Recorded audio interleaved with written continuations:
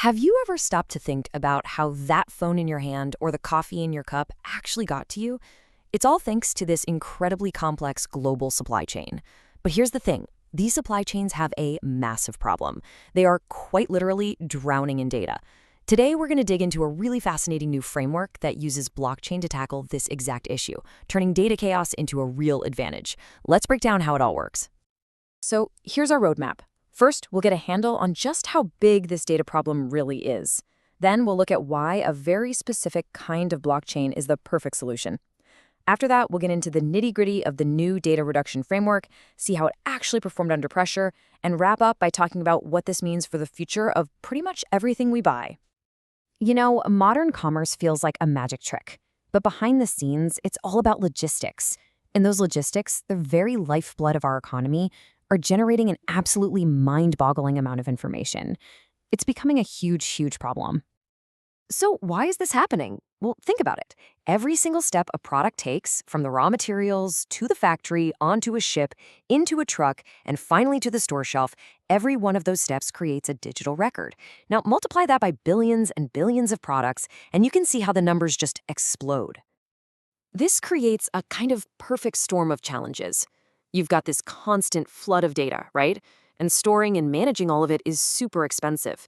Not only that, but it's a giant target for cyber attacks. To make matters worse, all this information is usually stuck in what we call data silos. Basically, different companies' private systems that don't talk to each other. It's a recipe for inefficiency, delays, and, you guessed it, higher costs. Okay, so how on earth do we fix a problem this big? Well, the researchers behind this study are betting on blockchain.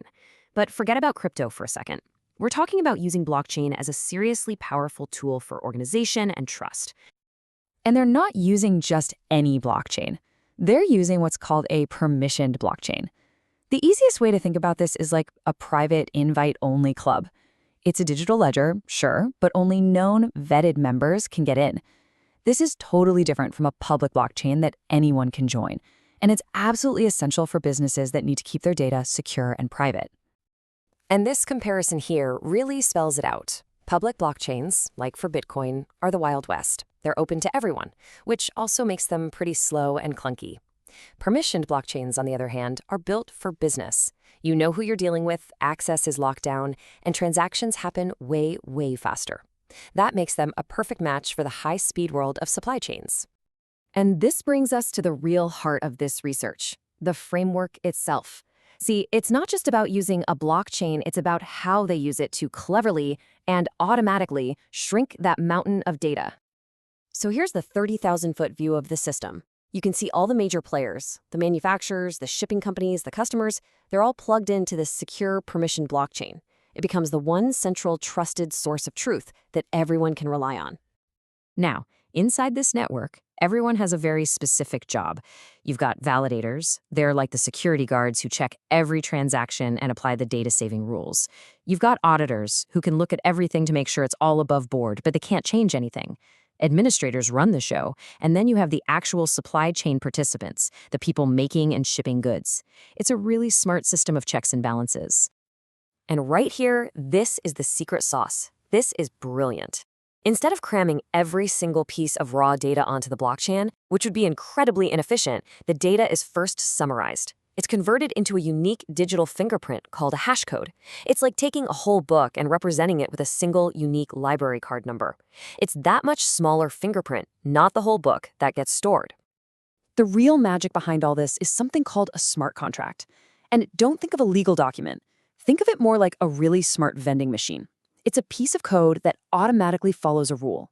In this case, its one job is to filter, combine, and summarize all the important data before it ever gets permanently written to the blockchain. This single automated step is what saves an unbelievable amount of space and time. Okay, so that all sounds fantastic in theory, but the proof is in the pudding. Does this thing actually work?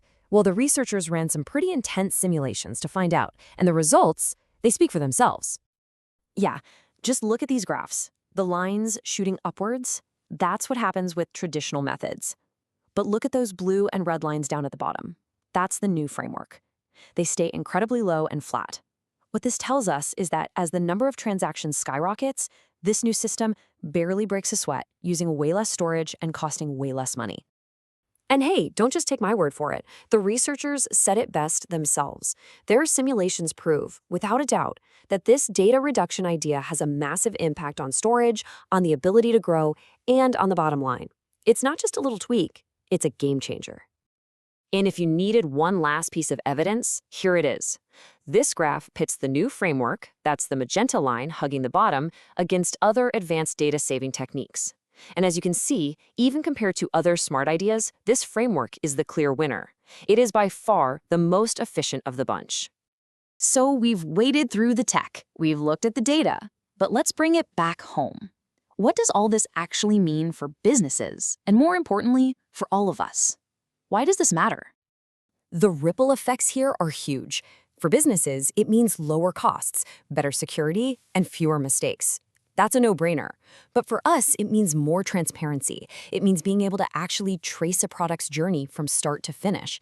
It builds a whole new layer of trust between companies and between those companies and us, their customers.